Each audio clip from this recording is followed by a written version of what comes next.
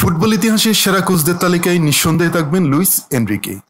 PSG ও বার্সেলোনার হয়ে travel জয়ী এই কোচ সবসময় চেষ্টা করেন কোচিংয়ে নতুনত্ব আনার।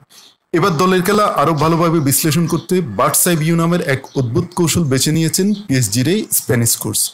এবার আর ডাগ আউট নয়, বার্সাই ভিউতে খেলা দেখছেন গ্যালারিতে বসে। পিএসজি কোচ জানান, এতে দলের খেলা আরো ভালোভাবে বিশ্লেষণ করতে পারছেন তিনি।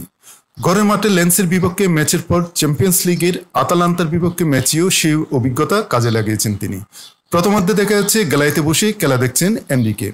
বার্সা ভিউ নিয়ে সম্প্রচারক কানাল প্লাসকে এনরিকে বলেন, আগের ম্যাচে যা করেছিলাম এ ম্যাচেও তাই করছি। উপর থেকে খেলা দেখলে অনেক তথ্য পাওয়া যায়, যা বিরতির সময় নির্দেশনার কাজে লাগানো যায়।